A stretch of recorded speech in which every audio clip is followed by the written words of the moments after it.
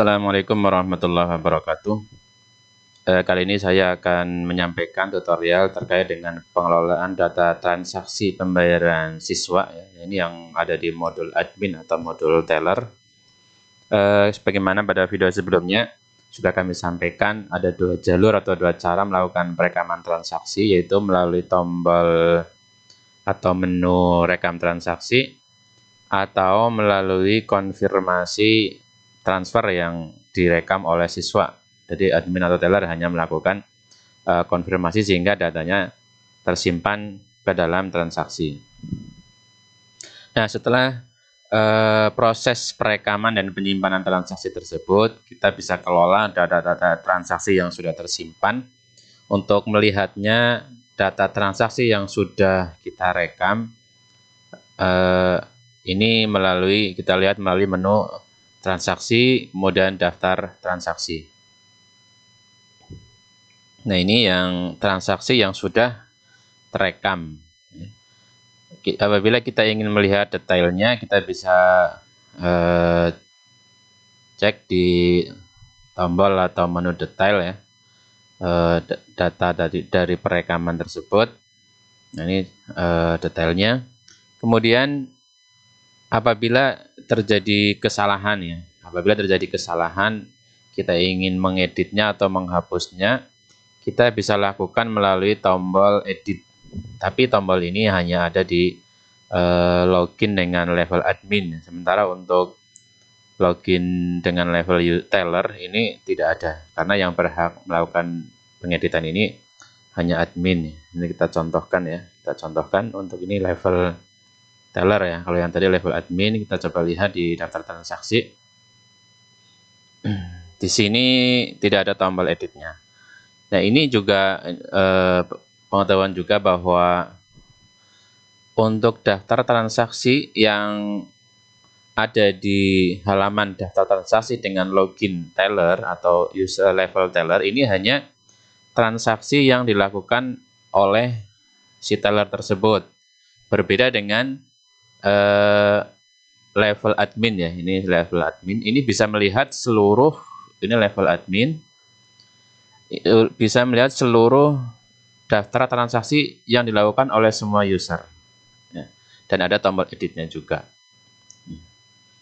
Kemudian apabila kita ingin mencetak ulang kwitansi, mungkin sudah cetakannya sobek atau butuh pencetakan ulang, maka melalui menu transaksi ini kemudian cetak ulang kwitansi. Nah, ini ada tombol cetaknya, dan kalau untuk cetak ulang ini nanti adalah satu kwitansi sebagaimana yang direkam, misalnya terdiri dari beberapa record, juga akan seperti yang waktu perekaman. Nah, kemudian kembali lagi ke daftar transaksi. Apabila ternyata terjadi kesalahan perekaman, misalnya salah nama atau mungkin salah jenis, kita juga bisa melakukannya dengan cara menghapus transaksi tersebut. Untuk cara menghapusnya, kita centang yang akan kita hapus. Misalnya ini ya, misalnya salah nama misalnya. Kita nanti hapus, tapi ini harus diisi alasannya kenapa. Misalnya alasannya salah siswa.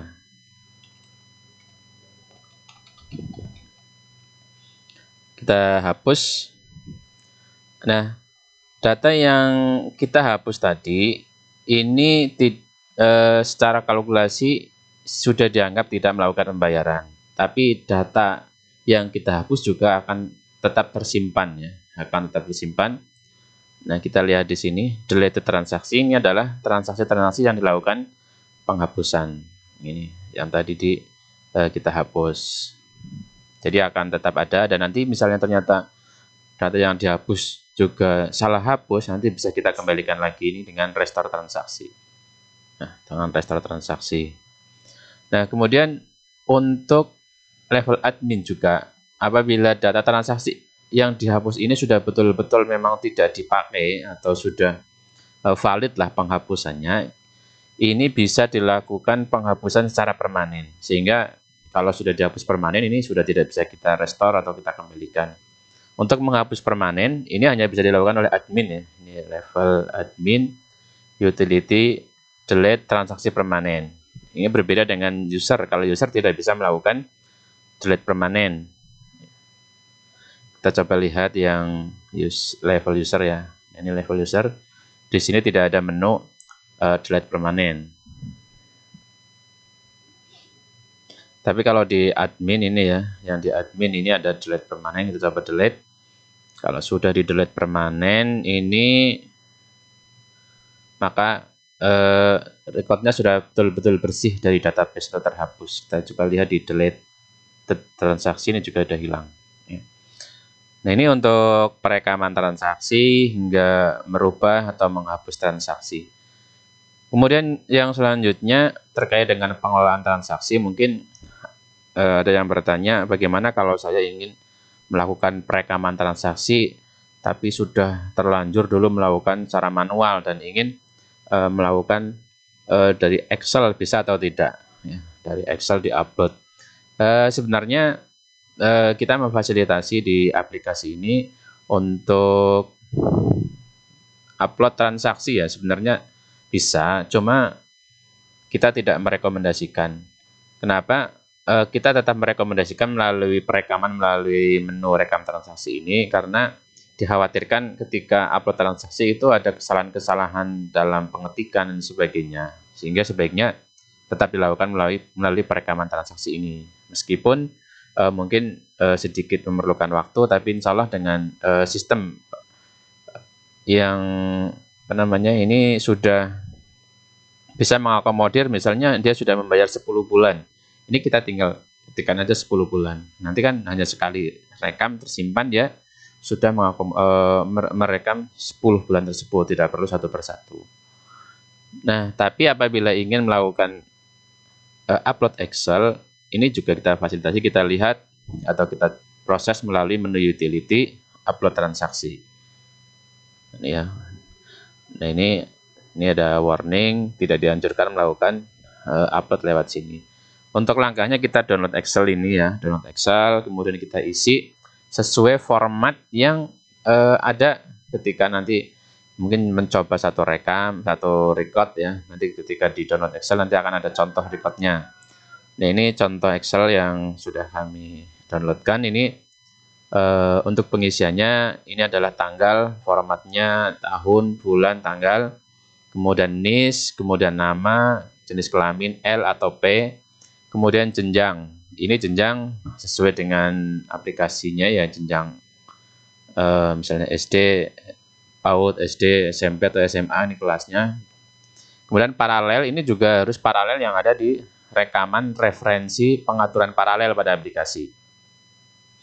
Untuk yang jenjang ini harus diperhatikan, ini bukan angka Romawi ya, karena nanti tidak bisa terkalkulasi. Ini harus angka, misalnya SD 1 sampai 6, angka ya, angka 1 2 3 4 5 6. Kemudian untuk jenis ini adalah kode jenis yang harus ada di referensi jenis pembayaran, kodenya. Ini cukup kodenya saja. Kemudian untuk tahap, ini adalah tahap keberapa transaksi ini pada jenis tertentu. Misalnya ini ya, misalnya Ahmad Ramadan pada jenis B tahap 1, pada jenis C tahap 1 juga.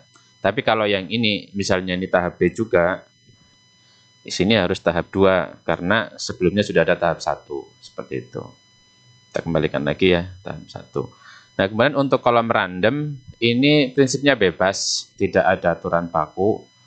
Ini bebas, yang penting digitnya ya, ini mungkin yang perlu diperhatikan. Kemudian untuk kolom penerima bisa dikosongi saja, karena nanti penerima otomatis pengupload nanti yang akan terekam. Store juga kosongi, ya di store kosongi. Metode ini di isi tunai, bank atau transfer. Kemudian time-nya nanti ini kosong juga tidak masalah ini, karena nanti akan by system ya ketika diupload. Kemudian IP-nya juga kosong, browsernya juga kosong. Yang perlu diperhatikan di sini ID, TR, dan ID. Kolom ID TR ini adalah ID transaksi yang menggambarkan bahwa kwitansi itu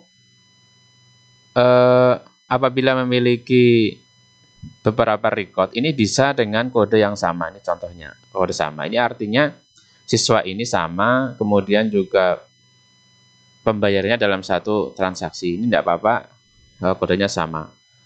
Tapi untuk kolom ID ini harus semuanya berbeda. Tidak boleh ada kode ID yang sama. Ini tinggal nanti berapa dihitung, digitnya sesuaikan.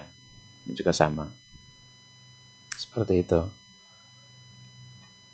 Nah, ini untuk apabila sudah kita rekam, kita isikan Excel-nya. Yang perlu diperhatikan juga jangan ada apostrophe ya. Kita simpan misalnya, kita simpan. Dan coba kita kembali ke aplikasi. Nah, ini kita coba upload. Oh, ini hapus dulu. Ini kita coba seolah-olah ini aplikasi kosong. Seolah-olah aplikasi kosong. Kita hapus semuanya dulu. Transaksinya.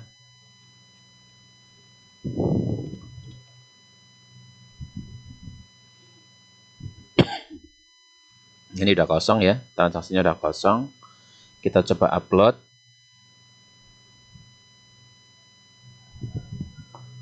Dari file Excel yang sudah kita isi. Kita cari.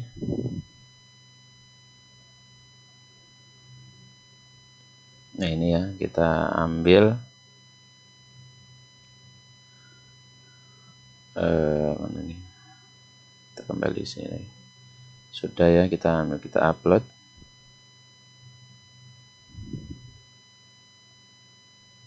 Nah, kita akan proses upload data transaksi yang sudah kita rekam. Nah, ini sudah masuk, kita cek di daftar transaksi ini sudah masuk.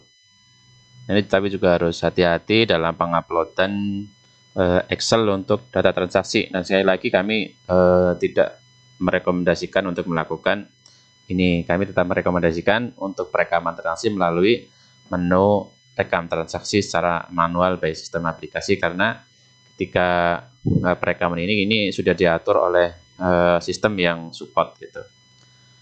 Demikian untuk gambaran atau tutorial terkait dengan pengelolaan data transaksi pada aplikasi AKS ini. Semoga bermanfaat. Terima kasih. Assalamualaikum warahmatullahi wabarakatuh.